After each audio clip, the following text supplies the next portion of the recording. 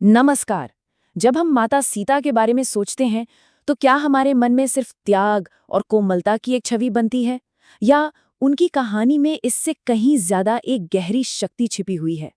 आज सीता नवमी के इस पावन अवसर पर हम उनके चरित्र की उन्हीं गहराइयों को समझने की कोशिश करेंगे जिन्हें अक्सर अनदेखा कर दिया जाता है। लेकिन सबसे पहले आप सभी को जानकी नवमी की मंगलमय बधाई। आज का दिन बहुत ही पवित्र है क्योंकि आज ही के दिन माता सीता धरती पर अवतरित हुई थीं। हम कामना करते हैं कि माता जानकी का आशीर्वाद आप सभी के जीवन में सुख, शांति और समृद्धि लाएं। तो ये सीता नवमी आखिर है क्या? देखिए, ये वो त्योहार है जो देवी सीता के जन्म का उत्सव मनाता है। इसे उनका दिव्य अवतरण भी कहा जाता है। मतलब ये दिन उनकी उस अद्भुत शक्ति और पवित्रता को याद करने का, उसे महसूस करने का एक बहुत ही खास मौका है। वैसे इस त्योहार को कई नामों से जाना जाता है। सीता जयंती भी कहते हैं और जानकी नवमी भी। पर नाम कोई भी हो, इसका सार एक ही है, देवी सीता के इस धरती पर आने का जश्न मनाना। और भक्त इस दिन पूजा पाठ, व्रत और रामायण का पाठ करके अपनी श्रद्धा को प्रकट करते हैं। अब बात करते हैं सीता जी की जन्म कथा की, जो सच कहूं तो किसी चमत्कार से कम नहीं है। और यही कहानी हमें उनके असली चरित्र को और प्रकृति के साथ उनके गहरे रिश्ते को समझने में मदद करती है।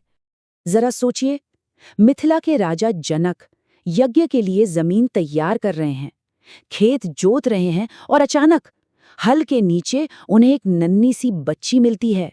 वाल्मीकि रामायण हमें यही बताती है कि सीता का जन्म किसी माँ के गर्भ से नहीं हुआ था, वो तो सीधे धरती माँ की गोद से प्रकट हुई थीं। और यही बात उनके दिव्य होने का सबसे बड़ा प्रमाण है। और जानते हैं, इसी वजह से उनका नाम सीता पड़ा। सीता का मतलब है हल से बनी रेखा।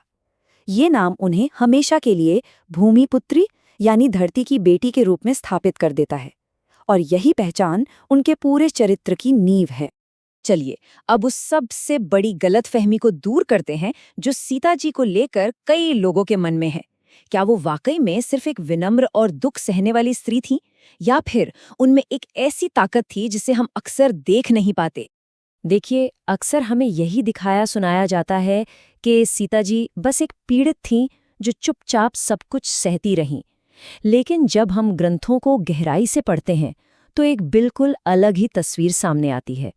वो अपने सिद्धांतों पर चट्टान की तरह मजबूत थीं, अपने फैसले खुद लेती थीं और उनमें एक दिव्य शक्ति थी। वो सिर्फ घटनाओं को सह नहीं रही थीं, बल्कि धर्म की एक शक्तिशाली वाहक थीं।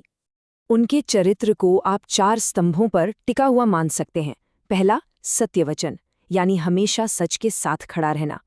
दूसरा, धैर्य, यानी बड़ी से बड़ी मुश्किल में भी अपनी गरिमा बनाए रखना। तीसरा, शक्ति, उनकी वो आंतरिक दिव्य ऊर्जा। और चौथा, विवेक, यानी सही और गलत को पहचानने की अद्भुत समझ। ये गुण उन्हें सिर्फ एक आदर्श पत्नी नहीं, बल्कि आध्यात्मिक शक्ति का एक जीता जागता स्रोत बनाते हैं। तो जब हम सीता जी के इन महान गुणों को समझते हैं तो सवाल उठता है कि आज के दिन भक्त उनकी पूजा और उनका सम्मान कैसे करते हैं। चलिए, ये भी देखते हैं। देखिए, सीता नवमी की पूजा बहुत ही श्रद्धा और भक्ति भाव से की जाती है। दिन की शुरुआत होती है एक पवित्र स्नान से, तन और मन दोनों को शुद्ध करने के लिए। इसके बाद एक सुंदर वेदी पर भगवान राम और माता सीता को विराजमान किया जाता है। उन्हें फूल, फल, मिठाइयाँ सब कुछ अर्पण किया जाता है। इस दिन रामायण पढ़ना या सुनना बहुत ही शुभ माना जाता है और कई भक्त पूरे दिन व्रत भी रखते हैं। फिर शाम को आरती के साथ पूजा पूरी होती है।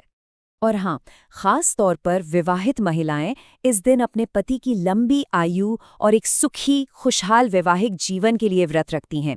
वो माता सीता से प्रार्थना करती हैं कि उनके रिश्ते में भी वैसा ही प्रेम, विश्वास और सम्मान बना रहे। लेकिन ये सब तो सदियों पुरानी बातें हैं, है ना? क्या आज के जमाने में भी सीता जी की कहानी हमारे किसी काम आ सकती है? बिल्कुल आ सकती है। चलिए देखते हैं कैसे। जरा सोचिए उनकी मुश्किलों के बारे में। पहले वनवास, फिर अपहरण, एक के बाद एक मुसीबत। लेकिन इन सब में भी उन्होंने अपना संयम और अपनी शांति कभी नहीं खोई।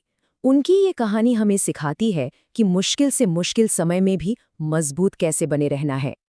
आज की इस तेज रफ्तार दुनिया में हमें हर चीज तुरंत चाहिए, इंस्टेंट। लेकिन सीता जी की कहानी हमें एक बहुत जरूरी बात याद दिलाती है कि असली ताकत जल्दबाजी में नहीं बल्कि धैर्य में होती है। कभी कभी रुकना और सही समय का इंतजार करना ही सबसे समझदारी भरा कदम होता है। और शायद सबसे बड़ा सबक, सीता जी ने किसी भी दबाव में आकर, किसी भी हालत में अपने मूल्यों से समझौता नहीं किया। उनकी कहानी एक बहुत ही शक्तिशाली संदेश देती है कि हालात चाहे कितने भी खराब क्यों न हो जाएं, जो सही है उस पर हमेशा टिके रहना चाहिए। तो अंत में एक सवाल मैं आपके लिए छोड़ता हूँ। आज की दुनिया में जहाँ हम सब एक संतुलन खोज रहे हैं, उस चरित्र से क्या सीखा जा सकता है जो भक्ति और आत्मनिर्भरता, कोमलता और शक्ति, इन दोनों का एक अद्भुत संगम है? ये एक ऐसा सवाल है जो हमें हमेशा प्रेरणा देता रहेगा।